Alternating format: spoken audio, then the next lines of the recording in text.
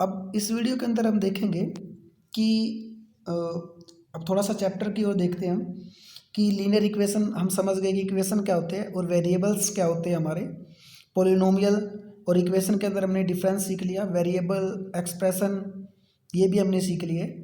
अब linear equation two type की होती है, यहाँ पे टू इक्वेशन दे रखी है, टू वेरिएबल।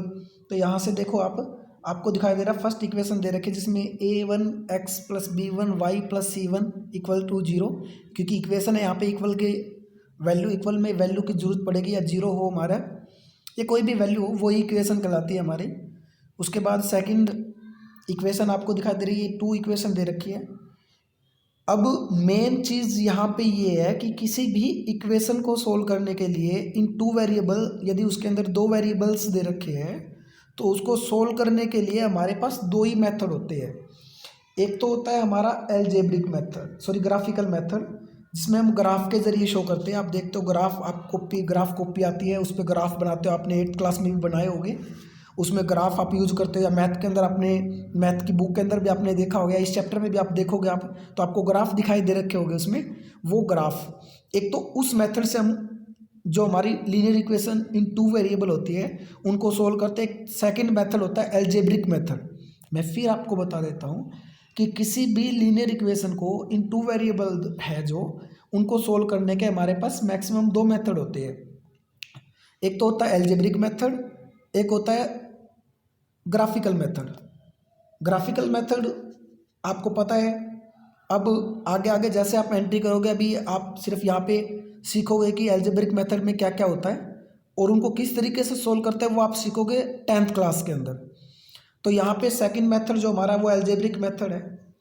एल्जेब्रिक मेथड के जरिए जब भी आपको किसी क्वेश्चन को या किसी इक्वेशन को सोल्व करना बोला जाए तो उसको सोल्व करने के हमारे पास तीन मेथड होते हैं। एल्जेब्रिक के अंदर तीन मेथड होते हैं। एक तो होता है सब्स्टिट्यूशन मेथड, एक सब्स्टिट्यूशन मेथड होता है, दूसरा होता है एलिमिनेशन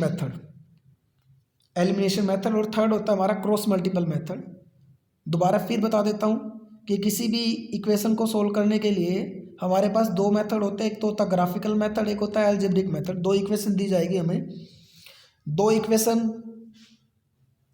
मेन रीज़न इसका ये है क्योंकि एक बात आप दिमाग के अंदर सेट कर लो कि यदि आपको किसी भी क्वेश्चन के अंदर यदि आपको दो वैल्यू निकालनी है, जैसे x और y की वैल्यू निकालनी है, तो आपके पास दो इक्वेशन होना ज़रूरी है। आप एक इक्वेशन से सिर्फ एक ही वैल्यू निकाल सकते हो, दो वैल्यू आप नहीं निकाल सकते हो।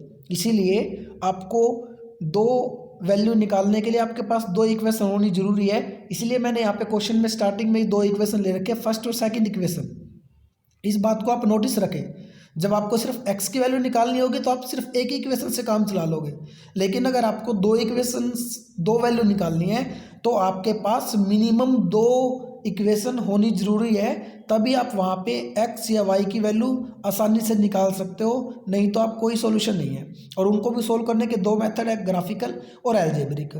ग्राफिकल आपको पता है, देख भी रखा है आपने 8th क्लास में भी कुछ क्वेश्चन किए होंगे ग्राफिकल से। और एल्जेब्रिक के अंदर हमारे तीन मेथड होते हैं, एक तो होता है सब्स्टिट्यूशन मेथड, एक होता है एलिमिनेशन मेथड, एक होता है क्रॉस मल्टीपल मेथड। अब इन मेथडों को किस प्रकार से सोल्व किया जाएगा वो आप 10th क्लास में सीखोगे। फिलहाल आपको ये जो मैंने आपको फिगर के जरिए आपको समझाने की कोशिश की है, इसको आप समझोगे और अपनी स्पेशल और अपनी फेयर नोटबुक में सफाई से उतारोगे। जय हिंद, जय भारत।